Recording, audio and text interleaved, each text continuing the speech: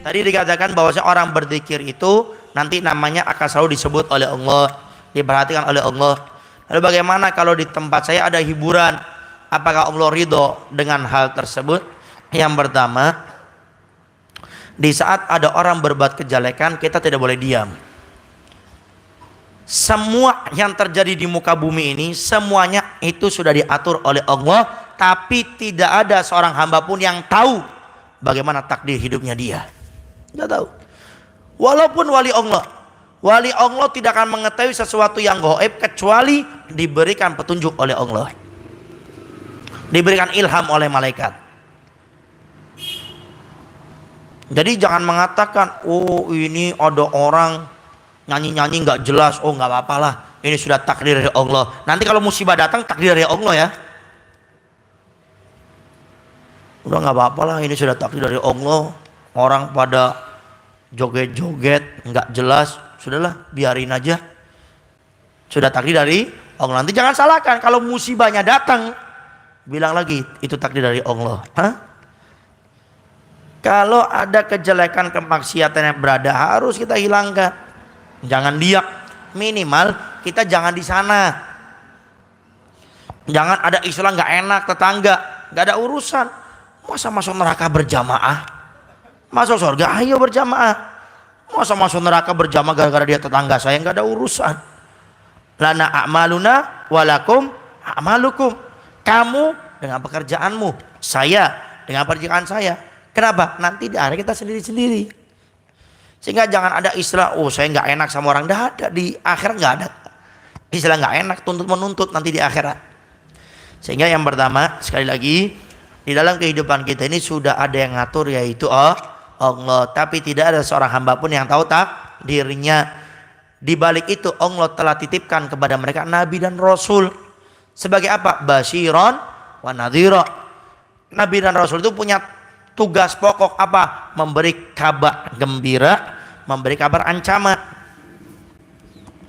Allah titipkan kita akal untuk berpikir, untuk milih. Ini tetangga saya nih, nyanyikan lagu aneh-aneh, ngadakan acara hajatan, tapi acaranya bermaksiat. Tinggal milih, mau bertahan apa pindah. Mau bertahan, ya sudah. Kalau terjadi apa-apa jangan salahkan Allah nanti. Lalu bagaimana Ustaz? Anda keluar, jangan tinggal di situ. Beb, tetangga nggak enak, nanti datangnya setelah selesai acara baru datang. Jadi jangan pakai istilah nggak enak di sini, nggak dipakai itu. Nggak enak dalam berbuat baik, kalau berbuat jelek nggak ada. Duh saya nggak enak, dia sudah sodako 10 juta, masa saya nggak sodako? Saya sodako 100 juta, itu baru nggak enak yang bagus. Orang lagi ngomongin orang, teman-teman saya lagi, gimana ya, udahlah nggak enak, nanggung, dengerin aja, nggak usah ngomongin orang, sama aja. Kemudian di saat Allah memberikan ujian kepada hamba-hambanya, yang hamba tersebut hamba-hamba yang soleh dan soleh itu sebagai pengangkat derajat. Jadi jangan di saat Allah memberikan ujian kepada kita, Allah benci sama saya, Allah nggak senang sama saya. Ditanya buktinya mana? Ini Allah berikan ujian. Kalau Allah cinta dengan hambanya, diberi ujian. Kenapa? Akan diangkat derajat levelnya oleh Allah. Bahkan kata para ulama, kalau Allah sudah benci dengan seorang hamba, itu hamba berbuat dosa dibiarkan sama Allah. Sampai kapan? Sampai dia meninggal dunia penuh dengan dosa, di akhirat ditimbang dosanya lebih banyak daripada amal ibadahnya dan masuk neraka. Sehingga kalau kita berbuat kejelekan, ditegur oleh Allah, udah nggak usah aneh-aneh. Ini ujian atau musibah ya? Gak usah tanya-tanya seperti itu. Pokoknya Allah berikan kita ujian ini untuk apa? Ingat sama Allah, menyebut nama Allah, kembali kepada Allah. Gak usah cari-cari, ini ujian apa musibah ya? Kalau ujian untuk orang soleh, kalau musibah untuk orang yang tidak soleh. Yang penting bukan itunya. Yang penting di saat Allah berikan kita ujian, bagaimana cara sudut pandang kita dengan ujian tersebut. Tinggal milih. Makanya orang sebenarnya, Beb, saya diterima ujian, diberi ujian sama Allah. Nah sekarang Anda tinggal milih, di balik ujian itu mau dapat pahala atau dapat dosa. Kalau pengen dapat pahala, sabar, fokus mengerjakan kegiatan hari ini, gak usah pikirkan sudah lalu, tidak akan bisa terulang lagi. Tapi kalau milih dosa, sok protes sama Allah. sok ngedumel sama Allah, sok salahkan orang-orang yang hidup di sekitar Anda. Dosa yang ada. Selesai masalahnya? Enggak, makin banyak. Nyalain orang yang nggak terima, nyalain ini nggak terima, makin ribut akhirnya. Ya, nah sehingga sekali lagi di saat kita ini yang sudah beramal soleh diberi ujian oleh Allah, baik langsung dari Allah atau lewat dosa maksa orang lain, ya bagaimana kita sudut pandangnya harus mulia. Jangan malah diem aja. Udah nggak apa-apa lah tetangga sebelah nyanyi-nyanyi yang aneh-aneh, hajatannya melanggar atau Allah, yang penting saya tetap berzikir sama Allah. Jangan gitu. Buka kitab Nasihat Diniyah walau Imaniyah. Di sana diceritakan oleh Imam Ghazali, dulu Allah pernah membinasakan 16.000 manusia yang amal mereka seperti Nabi, amaluhum ka amal anbiya.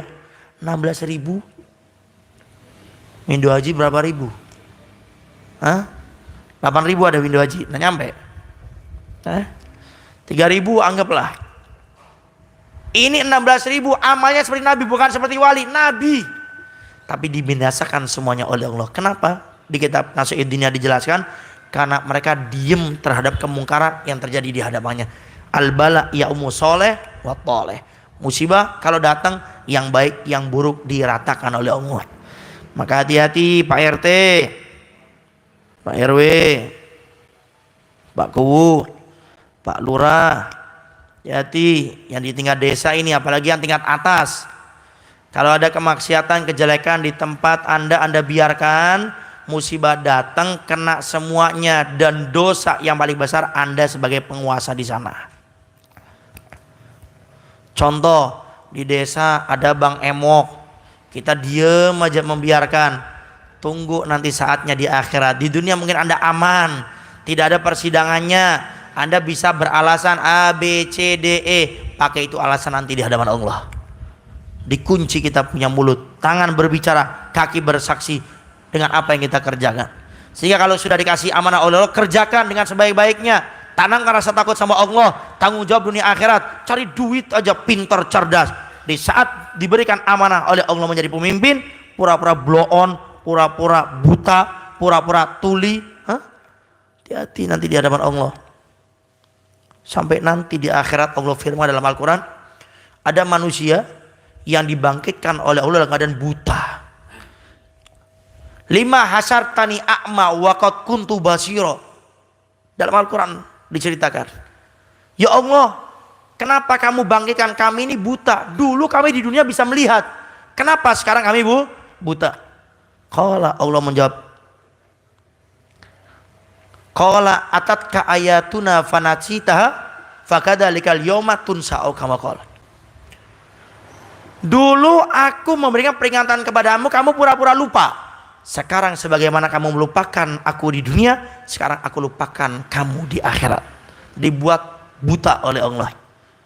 5 hasartani a'ma wa qad kuntu basira. Hati-hati ya, khususnya para pemimpin. Imam Hasan Basri berkata, kalau ada doa yang pasti akan dikabulkan sama Allah, saya cuma minta satu, bagaimana seorang pemimpin menjadi adil dan seorang ulama memperhatikan dengan ilmunya dengan warga masyarakatnya. Bagaimana menjadi kompak nih antara pemimpin dengan ulama.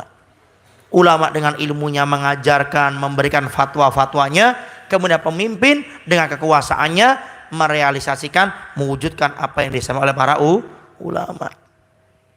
Ya, maka berat tanggung jawabnya. Walaupun Anda menjadi RT, jangan salah. Maaf, di tempat kita ada yang membuka aurat, RT RW-nya nanti di akhirnya ditanya sama Allah. Kamu menjadi pemimpin, di tempat kamu ada pernah membuka aurat, kok kamu biarkan? Ditanya nanti sama Allah. Di tempat kamu tahu ada orang nggak pernah sholat, kenapa engkau tidak tegur? Kenapa engkau tidak usahakan? Ditanya sama Allah. Di tempat kamu ada Bang Emok, kenapa kamu nggak gerak? Cuma pasang tulisan saja, tapi nggak menelusuri, nggak mencarinya. Ditanya lagi nanti sama Allah. Maka jadi pemimpin itu berat. Masuk nerakanya bisa paling dalam. Tapi kata Nabi, satu hari seorang pemimpin yang adil lebih afdol daripada dia beribadah sebanyak 60 tahun. 60 tahun sehari. Contoh, ada satu RT adil, dia warganya diingatkan masalah sholat, yang perempuan disuruh nutup auratnya, kemudian perhatikan tentang sosialnya. Sehari itu RT adil seperti itu diberi pahala oleh Allah seperti beribadah 60 tahun.